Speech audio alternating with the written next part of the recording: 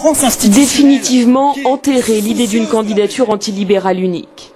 Olivier Besancenot continue de jouer sa propre partition, LCR. Ce soir à Grenoble, dans une salle bien remplie, ses cibles sont les mêmes. Le MEDEF, la droite, le PS. Et pas question d'être là seulement pour la photo. Pour vous, alors peut-être qu'on a des têtes de dangereux losers aussi, je sais pas. Il y en a qui ont pensé que franchement on militait pour, juste pour le fun. Mais je vais vous dire quelque chose, nous on milite pour que nos idées gouvernent. On milite pour que nos idées soient appliquées, pour qu'elles voient le jour. Simplement on aimerait pousser, si c'est possible, la discussion un tout petit peu plus loin. C'est une fois qu'on est majoritaire, une fois que la gauche elle est portée au pouvoir, quelle garantie on donne maintenant qu'elle ne va pas devenir génétiquement modifiée en politique de droite? Un peu plus tôt, rencontre avec les salariés de l'usine Reynolds à Valence. Bientôt, les machines iront en Chine et en Tunisie. 256 licenciements. Et une autre musique cette fois, le rêve d'un grand rassemblement.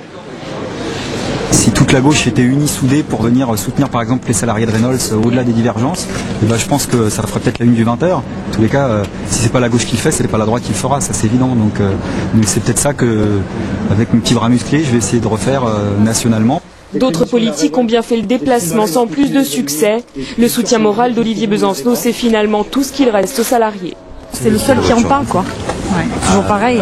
Les autres, ils s'en foutent. Hein. Là, il va prendre des voix, 256 multiplié peut-être par 2 avec les familles, et j'espère qu'il fera un bon score.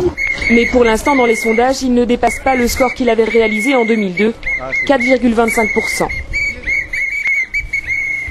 Bonsoir Olivier Besancenot, merci d'être avec nous en direct dans ce journal depuis Grenoble. Alors Nicolas Sarkozy a proposé aujourd'hui le renforcement de la prévention, je le cite, contre les fermetures d'usines, les délocalisations et les patrons voyous. Finalement, vous êtes sur la même longueur d'onde tous les deux? Pas tout à fait, parce que ce serait presque risible d'entendre ça si on ne connaissait pas la réalité des actes de la politique de M. Sarkozy, y compris dans les Ardennes, très exactement à Nouzonville pour les salariés de Thomé Génaud, qui ont résisté au plan de licenciement à la fermeture du site et qui ont vu très concrètement la politique de Sarkozy sous forme de CRS et de garde mobile, qui ont tapé sévèrement des familles qui étaient venues pour manifester. Je rappelle que ces salariés avaient une prime de 30 000 euros, c'est-à-dire une goutte d'eau pour le fonds d'investissement américain qui a littéralement pillé l'entreprise. Alors, Olivier Besancenot aussi, comme on vient de vous entendre, si vous étiez porté au pouvoir, si vous pouviez gouverner avec vos idées, qu'est-ce que vous feriez, vous, pour empêcher ces délocalisations et ces fermetures d'usines?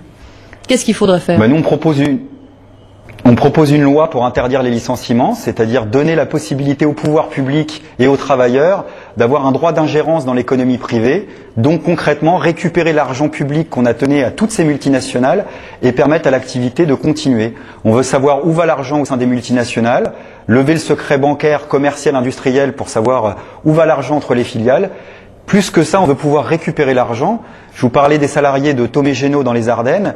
Il faut savoir qu'actuellement, une multinationale semencière, par décision de justice, elle peut aller récupérer l'argent jusque dans les comptes en banque des militants anti-OGM. Je ne vois pas pourquoi, sur décision de justice, on ne pourrait pas aller prendre les 30 000 euros que réclament les salariés de Thomé Génaud sur les comptes en banque d'un fonds d'investissement américain.